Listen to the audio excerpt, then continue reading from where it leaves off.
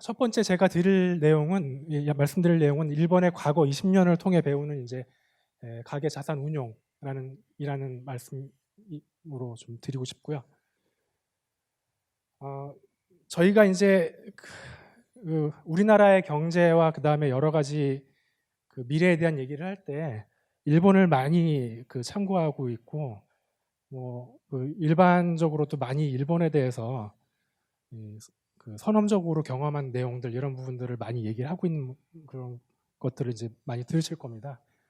일본이 참 우리나라의 어떤 미래의 거울 같은 그런 존재로 계속해서 이제 대두가 되고 있는 상황인데요.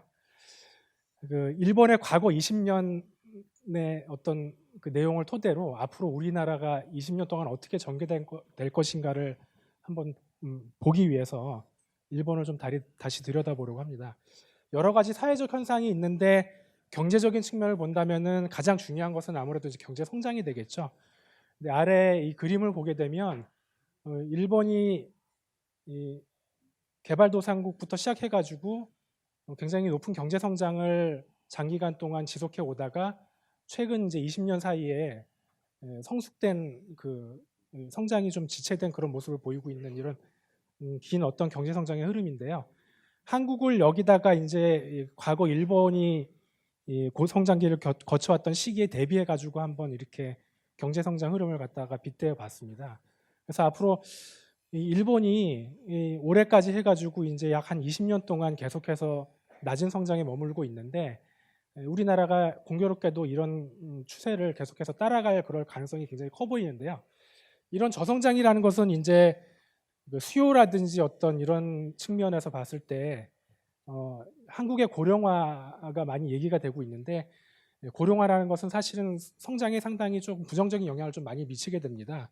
특히나 이제 수요, 소비 측면에서 그러는데 그런 상황이 일본보다 지금 일본이 저성장을 하고 있는 이런 상황보다 훨씬 더 빠르게 진행이 되고 있고요. 이런 내용들을 우리가 미리 안다면 일본이 진행된 그런 과정을 통해 가지고 저희가 조금 더 일찍 준비할 수 있는 그런 태세를 갖출 수 있지 않겠나 이렇게 생각이 되는 상황입니다. 그래서 그런 동기로 한번 일본을 살펴보자라고 하는 것이고요. 아까 말씀드린 일본의 저성장기, 그러니까 버블 붕괴를 지나서 저성장기 동안 약 20년 동안인데요. 일본의 한번 자산 시장이 어떤 흐름을 보여왔는지 한번 살펴봐야 될 것 같습니다. 그래서 일본 자산 시장에는 과연 무슨 일이 일어났는가 이런 부분을 좀 살펴보려고 하는데요. 자산 시장이라고 한다면은 크게 주식하고 대표적으로 부동산이 있겠죠. 지금 보여드리는 그림이 주식과 부동산 이 대표적인 두 가지 자산 시장과 함께 그다음에 우리가 가장 관심이 있는 것 중에 하나가 또 이제 금리이지 않습니까? 우리가 은행에 저축을 할 때 얼마만큼 이자를 받을 수 있는지 혹은 우리가 대출을 받았을 때 얼마만큼 금리 이자를 좀 지불해야 되는지 이런 부분인데요. 이런 세 가지 측면에서 바라봤을 때 그림이 확연한 모습을 보이고 있습니다. 이제 일본의 자산 버블은 90년대를 넘어서면서 크게 붕괴가 되는데요.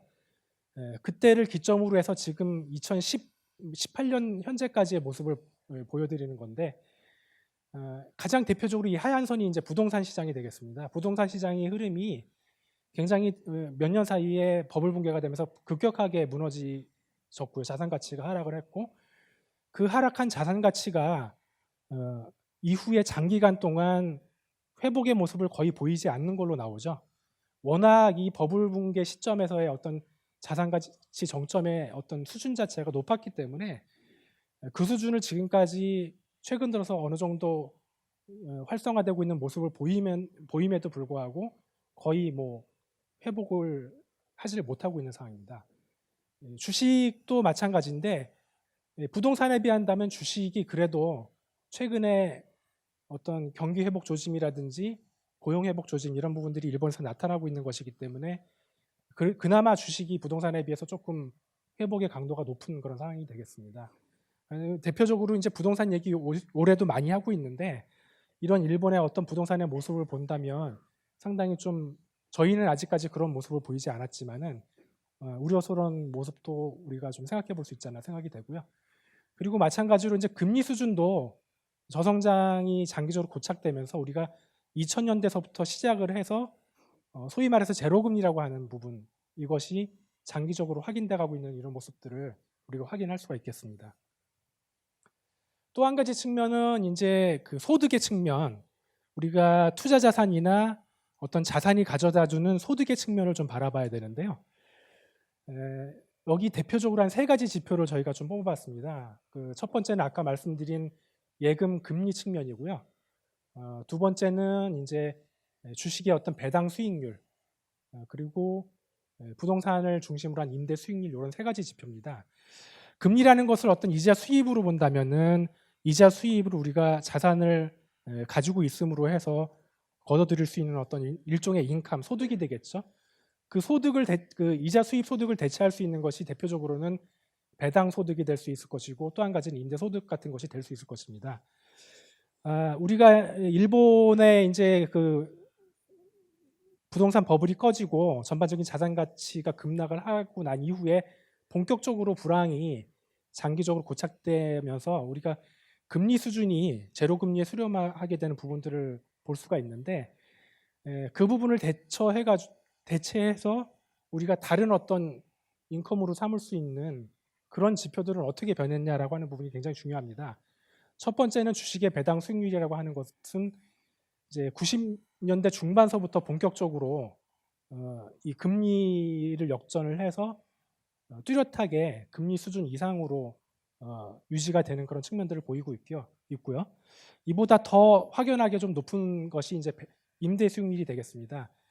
이 부분은 이제 2000년도서부터 확인되는 지표인데, 주로 이제 한국으로 따지면 서울과 수도권 중심이 되겠죠. 그래서 도쿄도 수도권의 주택, 아파트를 둘러싼 이제 수익형 부동산 중심의 임대 수익률 추이가 되겠습니다. 대체적으로 4에서 5% 추이를 그리고 있는데요.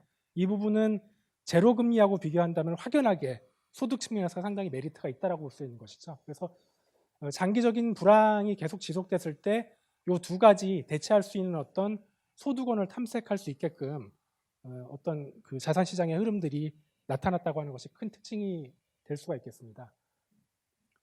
그러면 이런 자산 시장 흐름 하에서 일본 가계 자산은 어떤 변화의 과정을 거쳐왔는지가 일본을 볼 때 좀 핵심적인 내용이 될 것 같습니다. 자산 시장 구성의 흐름은 저희가 하나로 요약을 한다면은 20년 동안 굉장히 느리게 변화했다라고 하는 측면으로 말씀드릴 수가 있을 것 같고요.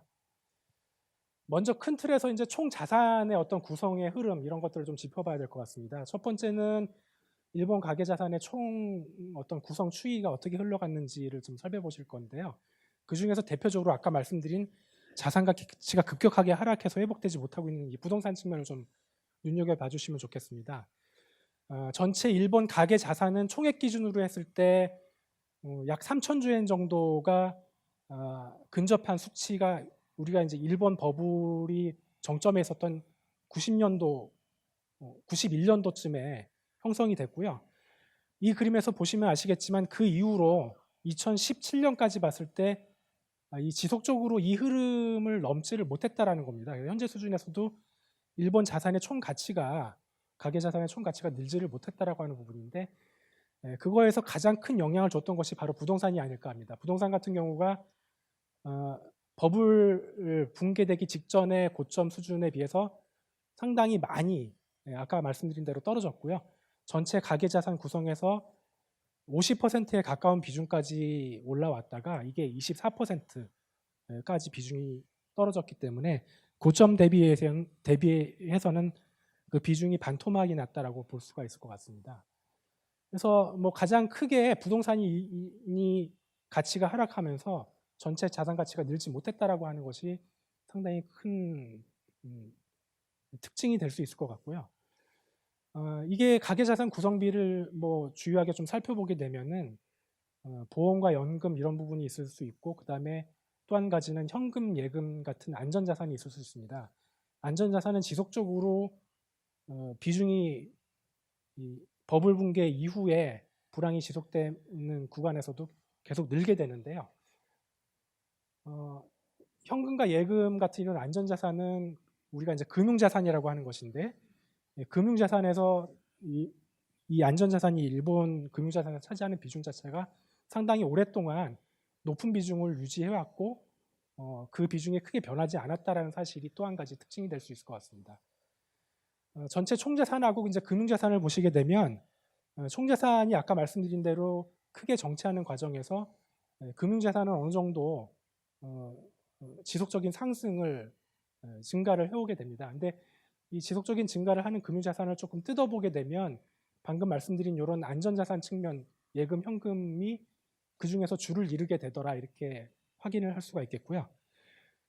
그 외에 우리가 좀 주목하고 있는 주요 투자자산 측면들이나 이런 것들은 중간중간 사실은 변동이 좀 있어 왔던 상황이었고 늘긴 늘었지만 절대적인 비중이 이 전체 현금 안전자산 측면과 비교해 봤을 때 양분된 상태로 그 합계가 유지됐다라고 하는 것이죠. 그래서 사실은 금융자산이나 총자산이나 이런 것들이 조금 다이나믹하게 늘었다라면 좋은 결과였을 텐데 그러려면은 우리가 여러 가지 그 투자자산 측면에서의 개선 성과가 있었어야 되는 그런 상황임에도 불구하고 그런 것이 없이 자산 가치가 느는데 크게 기여하지 못하는 이런 안전자산 중심으로만 계속해서 비중이 유지되었다라고 하는 것이 또 한 가지의 좀 큰 특징이라고 말씀드릴 수가 있겠습니다. 그럼 왜 이같이 우리가 이제 그 부동산 자산 가치가 하락했음에도 불구하고 계속 그 자산 가치의 어떤 조정을 하지 못하고 지속을 하면서 그 비중이 총자산에서 차지하는 비중이 줄면서 총자산이 늘지를 못하고 그리고 이제 안전자산 비중을 계속해서 50% 정도 수준으로 유지를 했느냐 이렇게 좀 어떤 행동에 옮기지 못하고 계속 과거의 어떤 상태를 그대로 유지했던 원인이 있을 텐데요. 95년서부터 2014년까지 일본의 장기간 한 20년 정도가 되죠. 20년 정도 사이에 상당히 오랫동안 이런 디플레이션 국면이 지속이 되었다라는 것이죠. 일본은 이제 물가가 빠지기도 했는데 물가가 빠져서 실질적으로는 예금이나 이런 부분들을 가지고 있어도 낮은 금리지만 이자 수입이 낮지만 그러므로 해서도 상대적으로 구매력을 유지시킬 수 있는 그런 충분한 시간이 있었다라는 것이죠. 그래서 변화하기에 적절하지 못했던 어떤 장기적인 어떤 불황이 지속이 되었다라고 하는 부분이고요. 그 다음에 또 한 가지는 우리가 적극적으로 투자를 모색해야 될 투자자산 쪽에 시장 상황이 그다지 좋지 않았다라는 겁니다. 그래서 주식만 놓고 봤을 때는 이 기간 동안 평균적으로 주식의 상승률이 2%에 불과했었고요. 그 다음에 변동성은 26% 정도로 상당히 큰 변동성이 나타났다라고 할 수가 있는데 이런 저수익 고위험의 어떤 주식시장이나 이런 흐름에서 봤을 때 과연 일본에서 안심하고 이런 주식시장이나 이런 쪽에 투자를 할 수 있었겠느냐라는 것이죠. 그래서 대체적으로 현금이나 예금자산 이외에 다른 투자자산에 투자할 수 있는 어떤 메리트가 상당히 제공되지 못했다라는 점이 주요한 원인으로서 거론할 수가 있을 것 같습니다. 그래도 일본이 2000년도 이후에 들어서게 되면은 전반적으로 어떤 정책적인 지원이라든지 금융자유화나 뭐 여러 가지 그 가계의 어떤 투자를 이끌어낼 수 있는 어떤 그 지원이나 이런 것들이 있었음에도 불구하고 2000년대 이후로 여러 가지 어떤 그 투자자산에 집중하는 그런 모습들로 인해서 나타날 수 있는 효과가 기대만큼은 안 됐었다라고 하는 점이 또 문제가 될 것 같습니다. 가계자산 중에서 이제 투자자산 중심으로 가계 금융자산 중에서 투자자산 중심으로 보게 되면 전반적으로 대표적인 것은 주식과 그다음에 펀드 투자 그리고 해외 자산에 투자하는 부분 이런 것들이 중심이 될 텐데 이런 세 가지가 이 오른쪽에 나와 있는 구성비의 어떤 흐름을 보게 되면 2000년도 초중반을 넘어섬으로 해가지고 조금씩 그 이전에 비해서는 자산이 느는 모습을 보여주고 있긴 합니다.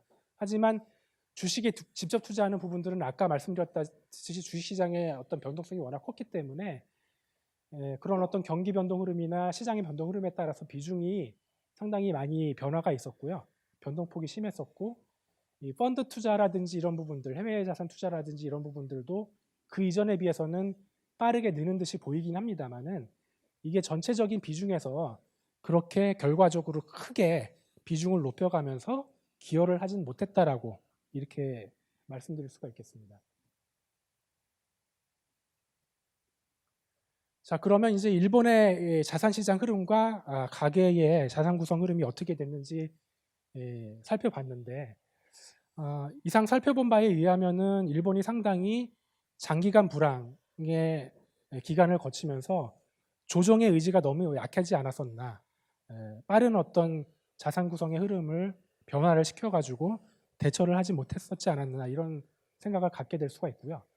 그렇다면 우리는 이런 것들을 이제 밟아 나갈 수 있는 과정상에서의 어떤 우려 요인이 있는데, 이것을 피하기 위해서 어떻게 해야 되겠느냐, 그런 것들을 좀 살펴봐야 될 것 같습니다. 그래서 여기 나와 있는 말대로 일본처럼 우리가 장기적으로 지지부진하게 기다리지 말고 나서서 찾아서 나서자. 좋은 투자 대상을 찾아 나서고 지역을 넓혀서 세계적으로 좀 찾아 나서고 이런 노력들을 좀 해보자라는 말씀을 드려야 될 것 같습니다.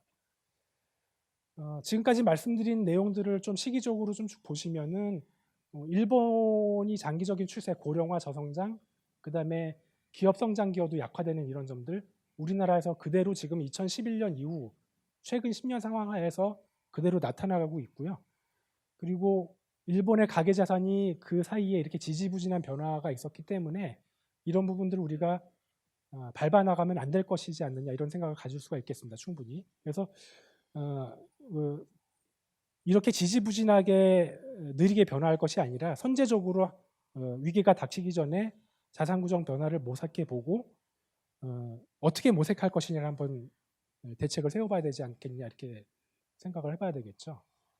첫 번째는 선제적 자산 구성 변화를 어떻게 할 것이냐라는 것이 되겠습니다. 일단 배경을 좀 살펴봐야 되겠는데요. 일본의 어떤 지나간 고령화 흐름에서 봤을 때 일본의 부동산 가격이나 이런 자산 가격들이 상당히 버블 시기를 지나고 붕괴 과정을 거치면서 굉장히 좀 드라마틱하게 하락을 하게 됩니다. 이게 일본 가계에 상당히 큰 충격을 줬을 거라고 생각하고 있고요.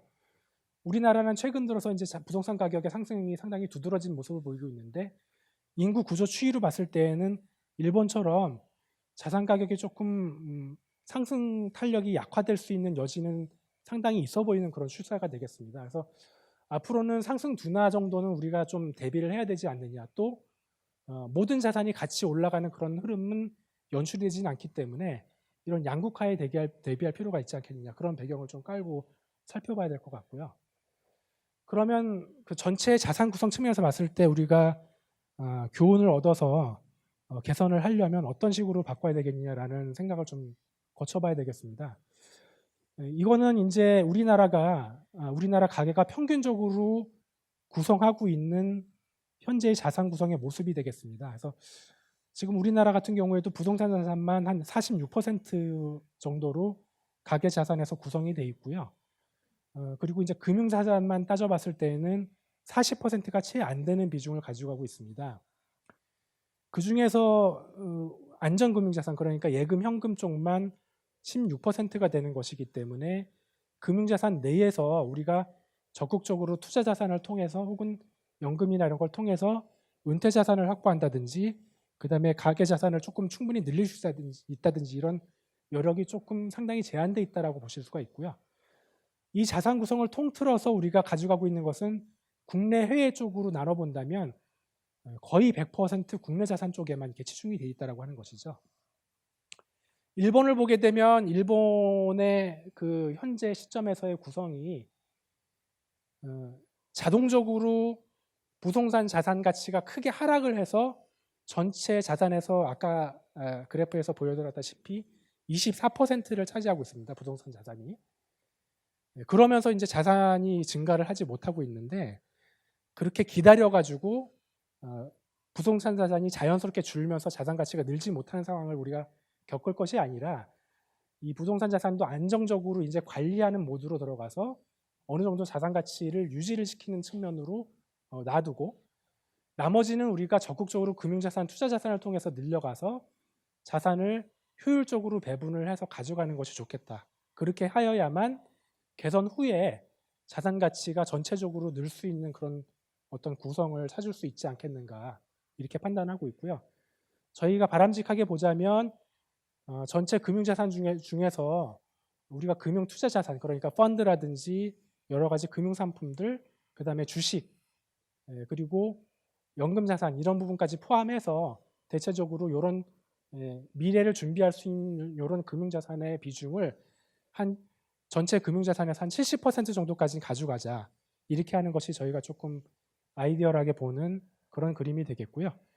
그 다음에 전체 자산 구성을 국내하고 해외로 나눠보자면 해외 자산은 적어도 금융자산 중심으로 해외 자산 투자를 해서 전체 자산 구성에서 한 30% 정도는 가져가는 것이 맞지 않겠는가라는 생각입니다. 일본이 2017년 현재까지도 보게 되면 해외 자산이 차지하는 비중 자체가 전체 자산 구성에서 3%가 채 되지 않습니다.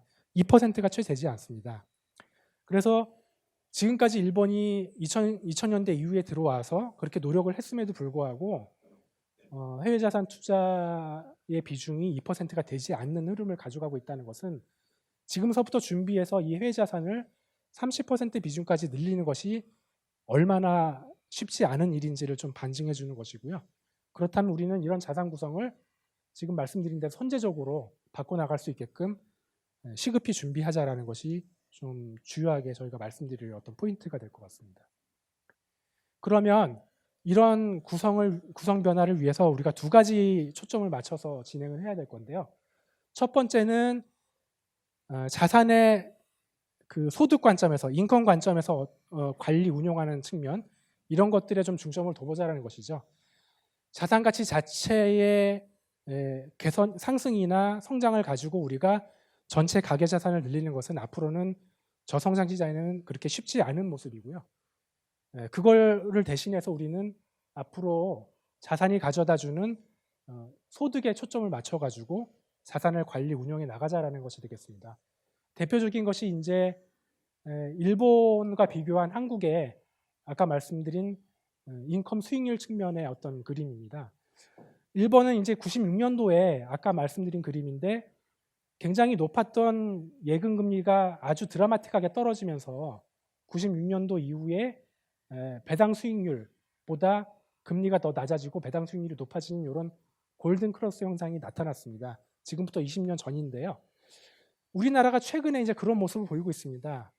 여러분들이 좀 기억이 나시겠지만 불과 한 7, 8년 전만 해도 정기예금 금리, 그러니까 1년짜리 정기예금을 우리가 했을 때 우리나라 같은 경우에도 6%대 금리를 가지고 정기예금을 할 수가 있었거든요.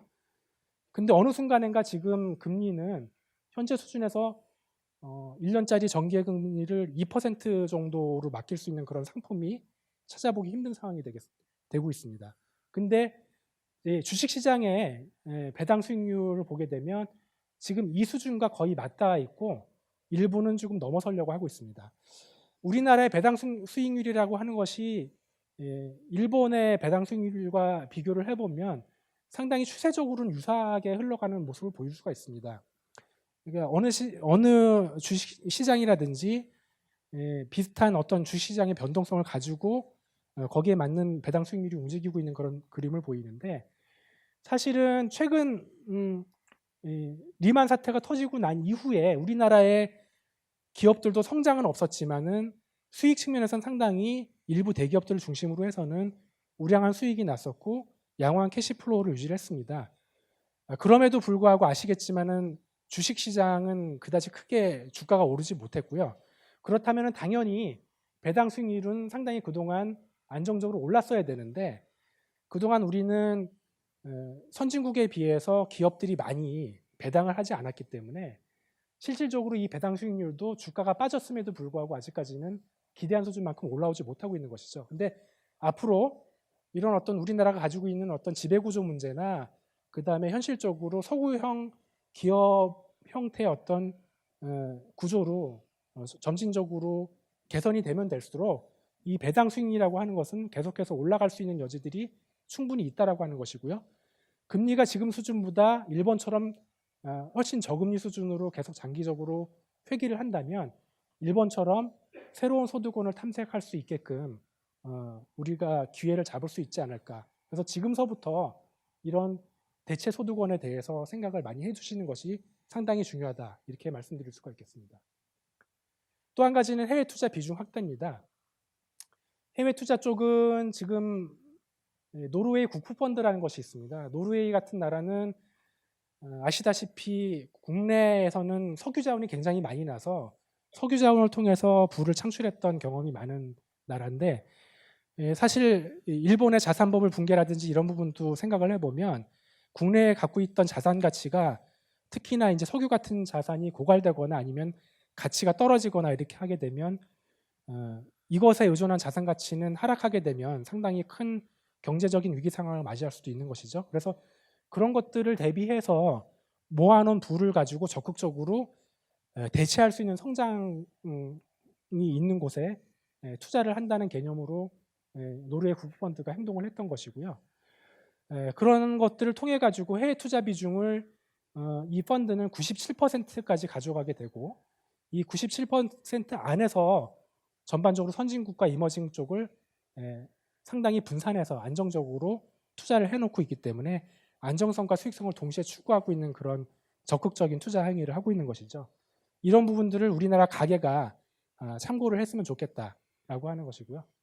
그러면 지금까지의 어떤 결과로 봤을 때 우리나라가 해외 투자 비중을 늘려야 되는 내용들은 상당히 당위성을 가질 수 있다고 보는데, 첫 번째는 주식시장의 주요 주식시장의 흐름이 되겠습니다. 그래서 아래에 있는 그룹들은 이머징과 한국을 포함한 기타 국가들의 어떤 주식시장의 흐름이고요.